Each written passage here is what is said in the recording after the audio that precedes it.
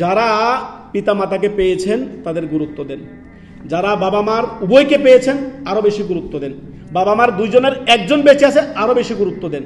বাবা মার গুরুত্ব পৃথিবীতে আর কিছু হতে পারে না আল্লাহর ইবাদতের পরে। আল্লাহ বলছেন ওয়াকাদা রাব্বুকা আল্লা তা'বুদু, আল্লাহর ইবাদতে একমাত্র আল্লাহর ইবাদত করবে, আল্লাহ ছাড়া অন্যের ইবাদত করবে না। ওয়াবিল ওয়ালিদাইনি ইহসানা, পিতামাতার সাথে সদাচরণ করিও। পিতামাতা ফালা তাকুল্লাহুমা উফফি ওয়া কুল্লাহুমা কাওলান কারীমা, উফ শব্দের অর্থ বলিও না।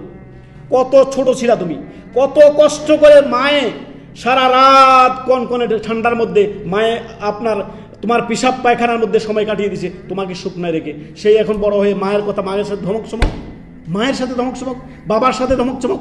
আল্লাহ আকবার, যখন তুমি কিছুই ছিলে না, তোমাকে ফেলে দিয়ে তুমি কিছুই করতে পারত না, এখন তুমি বড় হয়ে গেছো, গায়ে রক্ত মাংস হয়ে গেছে, শক্তি হয়ে গেছে, পিতামাতার সামনে শক্তি দেখাচ্ছ, পিতামাতার সাথে ধমক চমক দিচ্ছ। আল্লাহ আকবার, সতর্ক, সাবধান। ফালা তাকুল্লাহুমা উফ ওয়া কুল্লাহুমা কাওলান কারীমা, শুধু ভালো কথা বলো।